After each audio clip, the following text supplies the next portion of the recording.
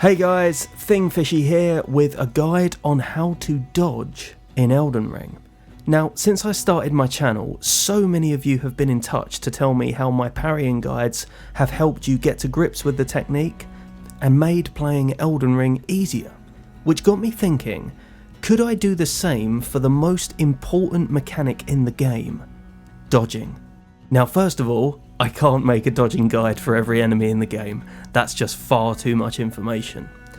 But what I can do is tell you some things that I realised I was doing wrong in these games when I first started playing them, and how I solved them, from tips about enemy attack timings to how I actually changed how I held my controller. Now, before we get to the tips, it's important we're clear on a few things. These are particularly important if Elden Ring is your first Souls game, but even if it's not, stick around because it took me a long while to figure this stuff out. First of all, let's talk about the dodge itself. When you hit the dodge button, your character performs a roll animation. During this animation, you get invincibility frames, or iframes. This means that there is a period throughout this animation where you are completely invincible. Any enemy attack that hits you at this time will register no damage. So the idea is to be at this midpoint of the roll where the iframes are when an attack hits you. Okay, next up, let's talk about buttons.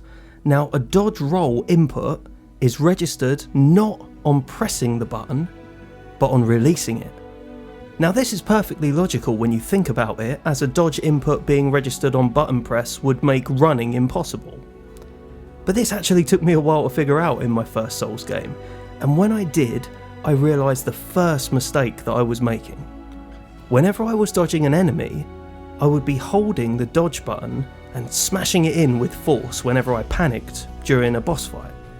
Now, these panicked presses were actually counterproductive, as by forcefully depressing the button, I realised I was leaving it there for a few milliseconds longer than I needed to, thus delaying my roll and leaving me wide open to the attack that I was trying to dodge.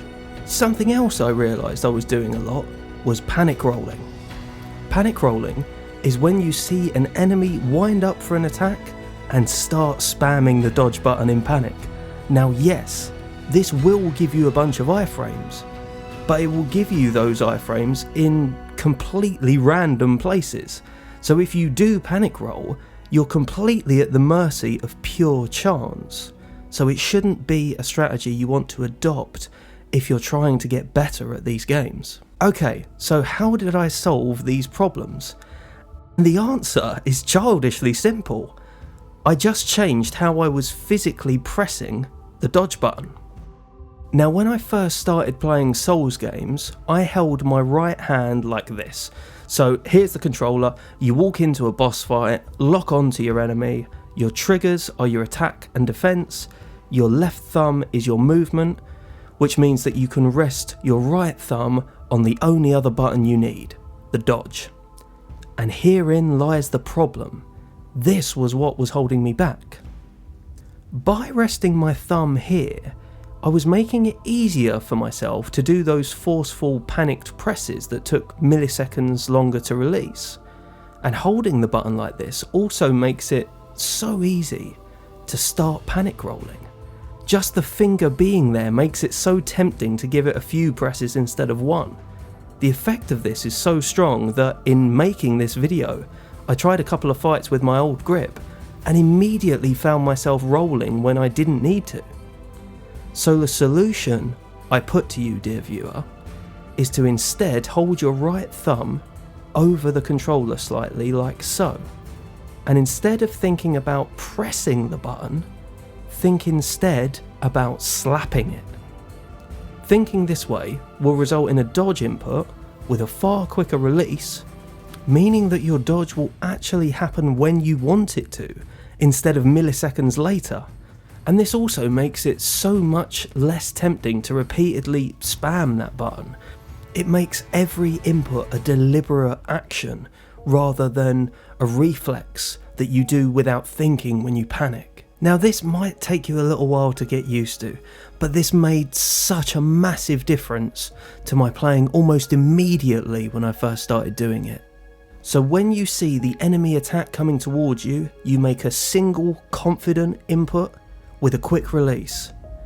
And the first part of that sentence is important, and that's what we're going to talk about next. When you see an enemy attack coming towards you. Let's talk about roll catches. So what is a roll catch? A roll catch is an attack that is designed to hit you as you come out of a roll. An attack designed to trick you into rolling before you need to. So watch this clip. We see an enemy about to attack. We go to dodge. The enemy delays his swing and hits us as we come out of the roll. Now roll catches are nothing new to FromSoft games. If you've ever watched one of those top 10 hardest bosses in gaming videos, you'll no doubt have heard of the Nameless King from Dark Souls 3. Now, unlike a lot of bosses that get mentioned alongside him, Nameless, in my opinion, isn't that complicated a boss. The reason he's so difficult, to my mind at least, is the vast majority of his attacks are designed to roll catch you, which is comparatively rare in Dark Souls 3. In Elden Ring though, roll catches are everywhere. I don't think it's an exaggeration to say that almost every enemy in the game has at least one roll catch attack. The solution to this is simple, even if it's a little hard to implement at first. The way to avoid being roll caught is to always wait until you see the attack coming towards you before you make your dodge input.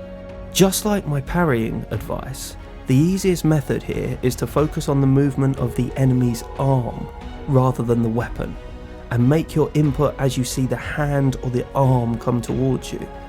This will take a little time, and certain enemies in Elden Ring have almost hilariously long wind-ups designed to make you second guess yourself and hit dodge way too early. So like so many other things in these games, the solution here, hard as it might be, is don't panic. And that's it, how to dodge in Elden Ring. Do let me know if this video helps you. There are many more little tips and tricks that have made a massive difference to how I play Souls games over the years. So if you found this useful, I'll happily make some more videos like this. As always, thanks for watching. See you soon.